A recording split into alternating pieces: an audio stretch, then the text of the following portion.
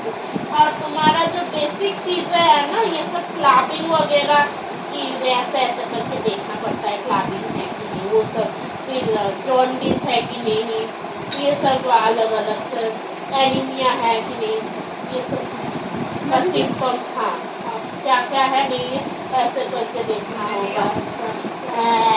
लिया तुमने लिया पूछा मेडिसिन इंटरेस्टिंग होगा। हाँ ऑब्वियसली मेडिसिन इम्पोर्टेंट है, मेडिसिन इम्पोर्टेंट है, सर्जरी इम्पोर्टेंट है, ये जितना इंटरेस्टिंग है उतना ही टफ नहीं है। मेडिसिन इम्पोर्टेंट है ना।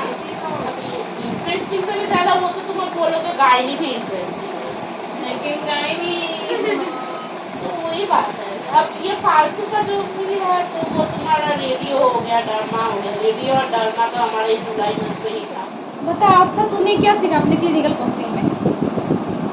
ENT हर पास केस मतलब उतना ही केसेस फिक्स है, तेरे को बार बार वही मिलेगा। साइनस का केस मिलेगा, नेस्टम का मिलेगा, नेजल पॉलिप का मिलेगा और टॉन्सिल टॉन्सिल का मिलेगा। हाँ टॉन्सिल का मिलेगा, यही और एक में भी छूटता होगा तो यही मिलेगा। बाकी तेरे को तो रिपीट ईयर का होते क्या हैं। मिलेगा? ENT है ना, तो ईयर का भी वही कुछ होगा। क्या बोलते हैं, ईयर ड्रम को क्या बोलते हैं, टिम्पेनिक मेम्ब्रेन। टिम्पेनिक मेम्ब्रेन में जो होल हो जाता है वो सबका केसेस मिलेगा तेरे को। और बाकी हिस्ट्री ले रहे थे तो हिस्ट्री में क्या ले, तो लोग बात नहीं कर पाते, तो वैसा केसेस को कुछ ट्रीटमेंट मिलता है? तो ऐसा केस हम लोग नहीं देखे। थायराइड का केस था वो देखे। और बाकी क्वार्टर था किसका हाँ ग्वाइटर था। और हाँ हिस्ट्री लिए थे ना, तो हिस्ट्री में हम लोग से यही था क्राइटेरिया कि नेम पूछना है, एज पूछना है, सेक्स तो तुमको दिखेगा ही।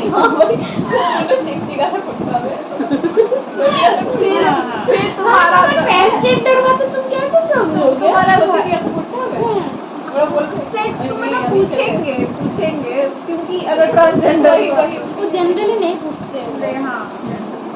उसके बाद फिर तुम्हारा ऑक्यूपेशन भी पूछते हैं, हाँ होम तो पूछते हैं। ऑक्यूपेशनल अगर कुछ तुम्हारा डिजीज वगैरह रहता हाँ। है, कोल्ड माइंस में अगर काम करता है, तब वो ऑक्यूपेशन इम्पोर्टेंट और अगर कोई ऐसा बीमारी है जो लगता है कि जेनेटिक हो सकता है या हिस्ट्री मतलब फैमिली का भी हिस्ट्री लेना कि कितना मेन, अगर गर्ल्स है तो फिर ये पूछना है कि मेंस्ट्रुअल साइकिल रेगुलर है कि नहीं है। फिर पूछेंगे कि कितने दिन से सिम्टम्स आ रहा है, कब से ये स्टार्ट हुआ, इस टाइप का मतलब पेशेंट से कहीं पहले ट्रीटमेंट ले चुका है कि नहीं, यही सब हिस्ट्री में यही सब। सीक्वेंस वाइज नहीं पूछना। हाँ सीक्वेंस एक रूल आता है बुक में, एक मतलब फॉर्मेट दिया होता है। वही बोल रहे कि हम लोग को तो ENT वाले ग्रुप में फॉर्मेट भेजा गया था उसी के।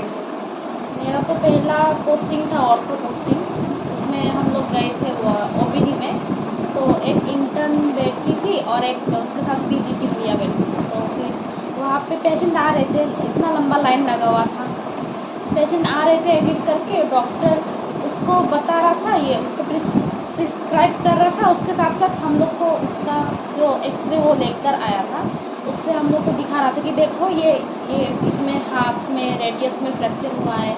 मोस्टली बच्चा लोग का रेडियस में फ्रैक्चर हुआ था और अल्ना में फ्रैक्चर हुआ था, लोअर एंड में।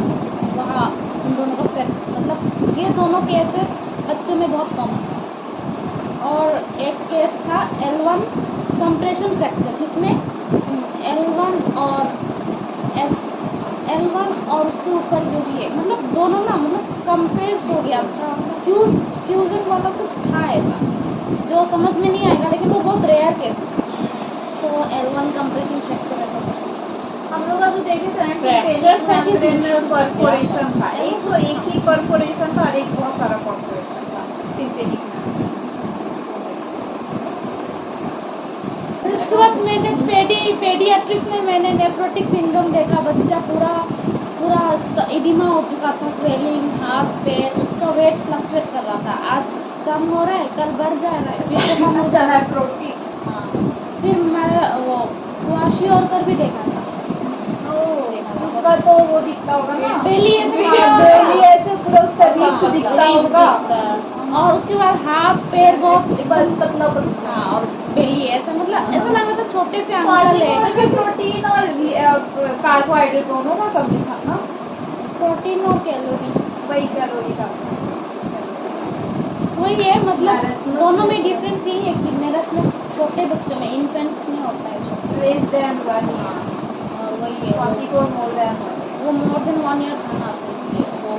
लेकिन मराशमस में और एक डिफरेंस है कि वो उसमें सुखंडू सा हो जाता है, मरा वाला हालत हो जाता है। लेकिन उसमें ना कैलोरी रहता है, मसल्स रहता है मेरसमस में। क्वासिको में था कि नहीं था? किसी एक में तो रहता है, एक में तो मसल्स ये रहता था है। कि मराशमस में दिखने में वो बहुत ही ज्यादा पतला एकदम हड्डी हड्डी निकला हुआ नहीं तो होता है। सिर्फ शांत टाइप का भी क्वासी रहता है। बोलना होगा।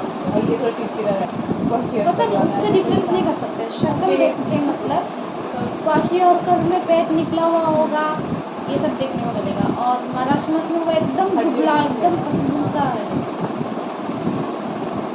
और नेफ्रोटिक सिंड्रोम तो है। फिर अम्बिलिकल कॉर्ड का delayed falling off umbilical cord जिसमें अम्बिलिकल कॉर्ड गिरा ही नहीं था, वो बच्चा को लेके आए थे वो अम्बिलिकल कॉर्ड वैसा ही रह गया तो umbilical cord को काट देता है। वो डी मतलब डीनेचर नहीं हुआ था वहाँ से फिर इसमें निकलता है नहीं वो अलग था शायद। देखा। हाँ उसमें एक होल की तरह जाता है। और अम्बिलिकल हर्निया भी देखा ऐसा अम्बिलिकस था ना, अम्बिलिकस से ऐसे बाहर स्किन इतना सा बड़ा निकला हुआ था। तो ये सब ओपीडी में देखा था ऐसे तो देख के तो मज़ा आया। पेडियाट्रिक्स थोड़ा पीडियाट्रिक में कोई इंटरेस्ट अच्छा था मैं भी पेडियाट्रिक्स गई ना, और साफ भी था पेडियाट्रिक्स तो से बड़ा हो गया नहीं हुआ, हो गया। लेकिन हमारा क्या हो नहीं गया। है, लेकिन क्या नहीं है। जितना ज़्यादा केसेस देखोगी ना उतना अच्छा लगेगा। एक दिन गए थे, कोई सेम सेम चीज़ ही होगा लेकिन बच्चों में बहुत कुछ अलग अलग देखने को मिला थोड़ा इंटरेस्टिंग लग रहा है ठीक है। और वो साफ भी था। हाँ बहुत, मेरे को लगता है अभी तक के डिपार्टमेंट में मैंने अभी तक वही साफ हाँ, मैंने वही देखा। बेड वगैरह भी सही, मैट्रिक्स भी था। और एक तो बच्चा रखने वाला जगह में कैट जाके ऊपर में जाके ऐसे सो रहा था। उधर एक बिस्किट भी रखा हुआ था। मेरा 2 पोस्टिंग हुआ है, एक तो मेडिसिन का और एक चेस्ट मेडिसिन का।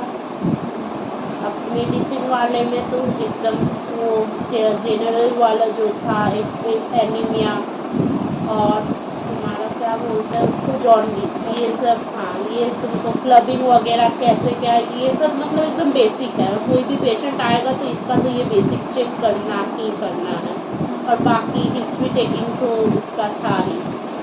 और तो जो भी हमारा एनाटॉमी में पढ़ाया गया था वो सब रिकैपिचुलेट भी कर रहे थे कि जो ट्रैक्ट्स वगैरह था उसमें जो लेशंस आते थे उसके लिए क्या होगा नहीं होगा।